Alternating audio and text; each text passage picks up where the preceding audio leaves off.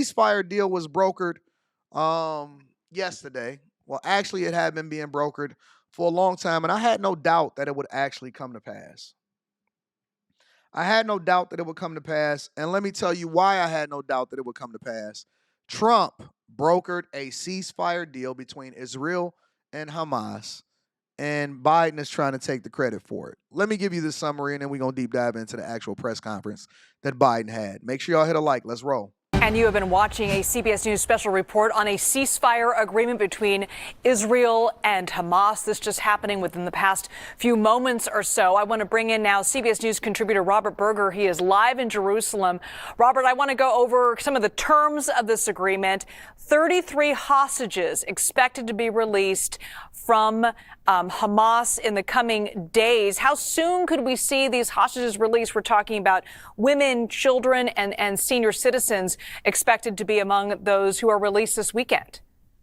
Well, this is a 6-week ceasefire, so we're going to see a gradual release of these hostages, perhaps in batches of 3 or 4, with the several days in between. The hope is that the first release of 3 hostages could take place as early as Sunday.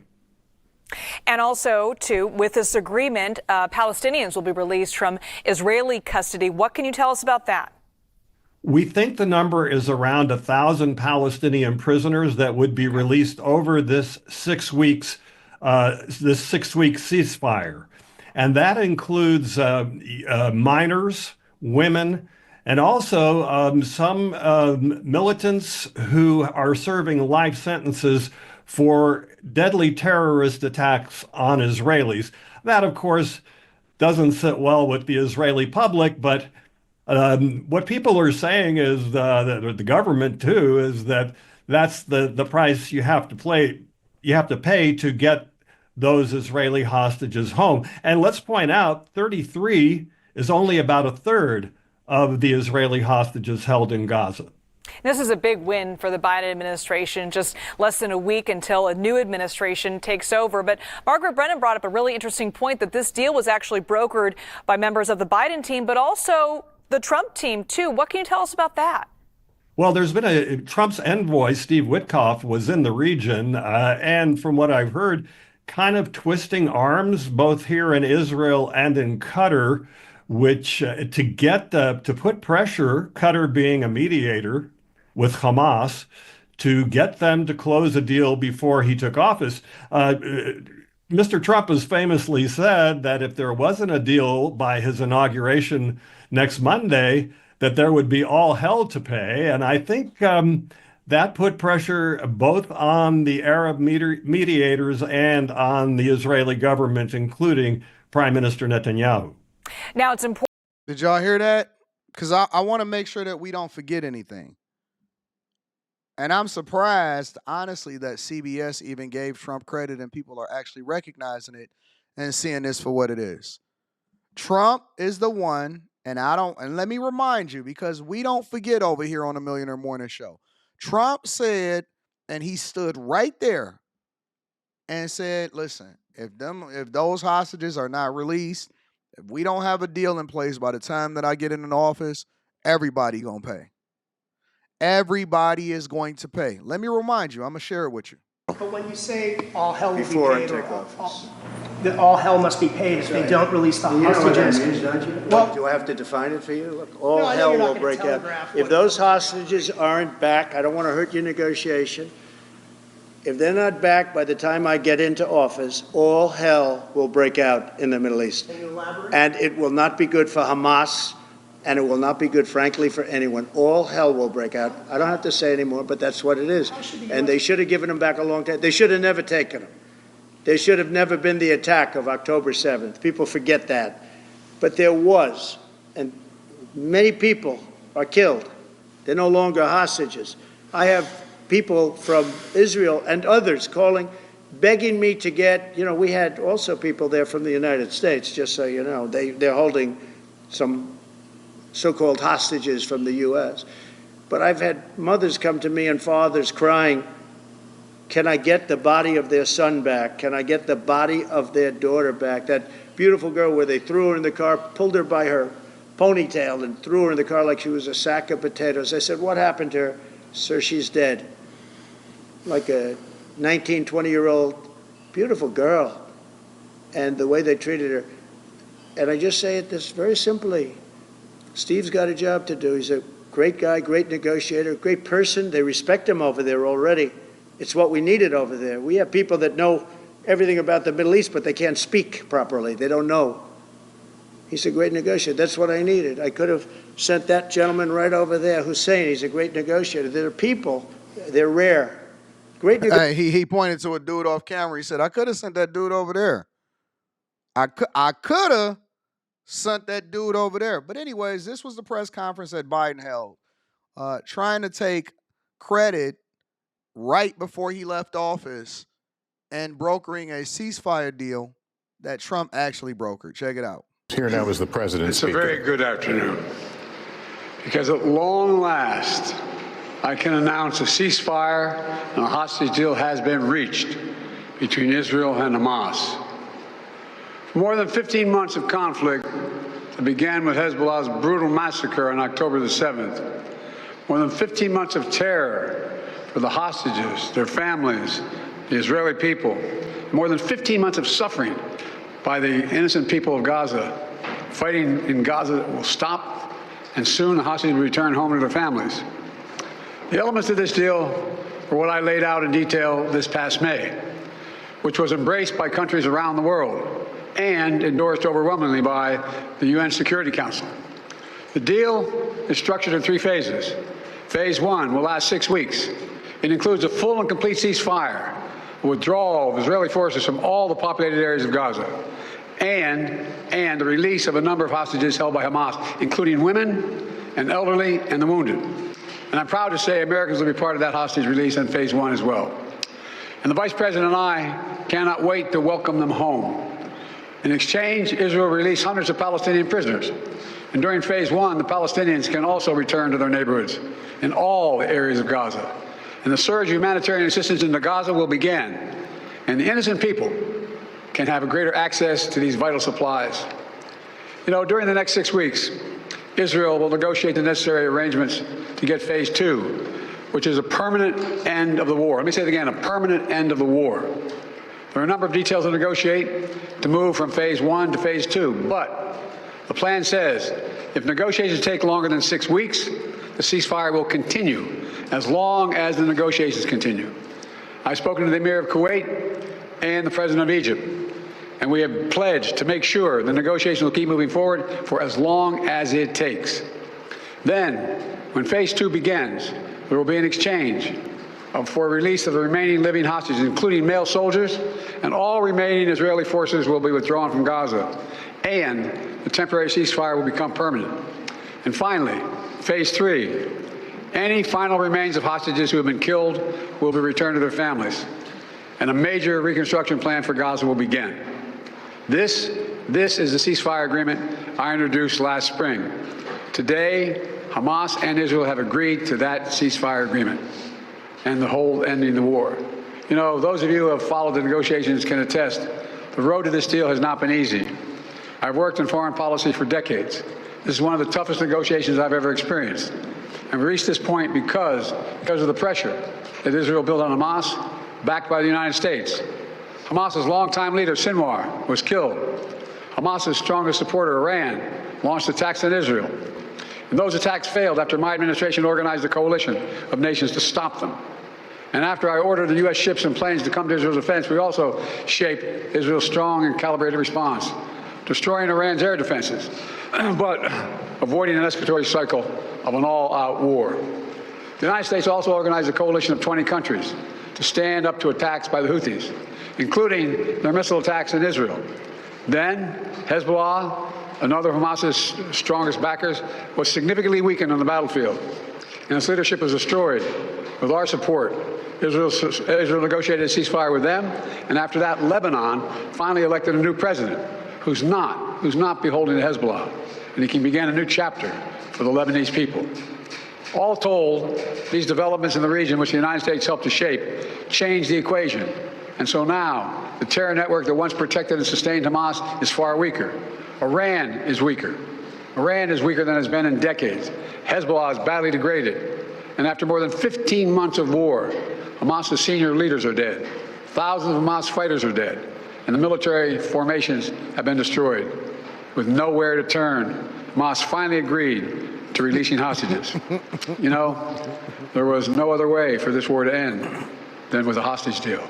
And I'm deeply satisfied this day has finally come, for the sake of the people of Israel and the families waiting in agony, and for the sake of the innocent people in Gaza who suffered unimaginable devastation because of the war. The Palestinian people have gone through hell. Too many innocent people have died. Too many communities have been destroyed. And this deal, the people of Gaza can finally recover and rebuild. They can look to a future without Hamas in power. You know, the Bible says, blessed are the peacemakers. Many peacemakers helped make this deal happen, including an extraordinary team of American diplomats who have worked nonstop for months to get this done. Secretary Blinken led the effort. Secretary Jake Sullivan, National Security Advisor Jake Sullivan, Bill Burns, John Feiner, Brett McGurk, Amos Hochstein, and the Vice President worked relentlessly as we work to deliver this deal. And the Vice President worked. Hey, you know how you see how he threw her a bone in there at the end? Check this out. Listen to this. National Security Advisor Jake Sullivan, Bill Burns, John Feiner, Brett McGurk, Amos Hochstein, and the Vice President worked relentlessly as we work to deliver this deal.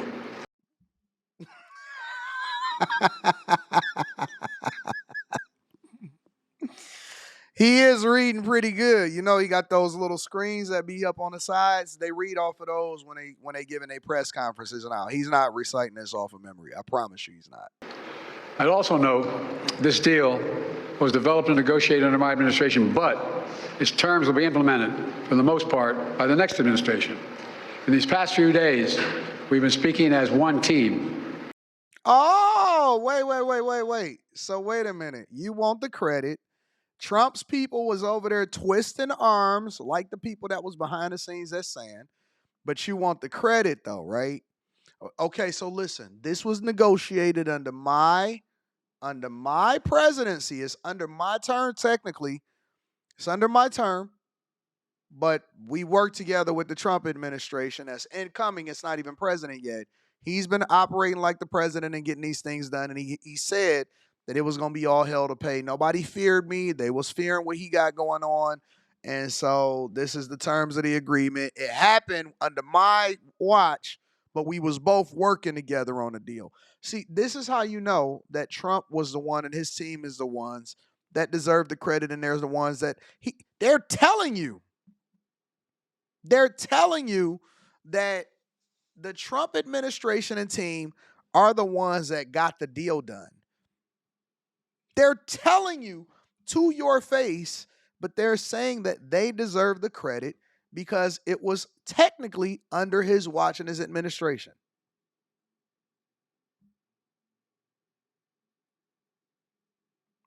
This has been a time of real turmoil in the Middle East.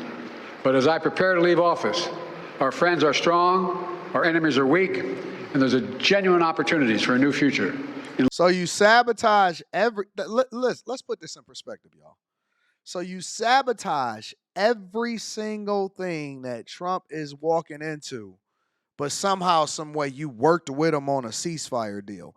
You sabotage and return to work. You're sabotaging every single thing that you can get your hands on. Trump himself said that this is probably the least peaceful transition of power as far as handing over the reins and all of the stuff that the Biden administration is doing and all the laws that they passing and all of the stuff that they're trying to circumvent.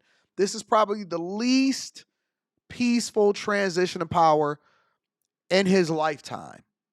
But you worked with him together to get a ceasefire deal. Okay. Lebanon, there's an opportunity for a future, free from the grip of Hezbollah. In Syria, a future free from the tyranny of Assad. And for the Palestinian people, a credible pathway to a state of their own. And for the region, a future of normalization, integration of Israel and all its Arab neighbors, including Saudi Arabia. At the G20 in Delhi in September 23. Some of y'all are saying that he sounded real competent. I sped it up a little bit. I put the playback speed a little bit faster so that we can make sure that he sound a little bit more competent. All right. If y'all want me to slow him down, We can extend this live stream if you want me to go back to normal. Rallied key countries behind a vision of an economic corridor from India across the Middle East to Europe. That vision can now become a reality. There are risks as well, including ISIS and Iran, even in a badly weakened state. But we're handing off to the next team a real opportunity for a better future for the Middle East. I hope they will take it. Let me close with this. My friend for years in the United States Senate, former Senator George Mitchell, who did so much to forge peace in Northern Ireland, once said about diplomacy, he said, it is a 700 days of failure and 1 day of success. 700 days of failure and 1 day of success. Well, we've had many difficult days since Hamas began its terrible war. We've encountered roadblocks and setbacks. We've not given up. And now, after more than 400 days of struggle, after more than 400 days of struggle, you get the deal done 5 days before Trump takes off. Get the heck out of here. If y'all over here sitting here and y'all going for this trash, I got a bridge to sell you over in Maryland. If this is what y'all going for. Day success has arrived. God bless all the hostages and their families.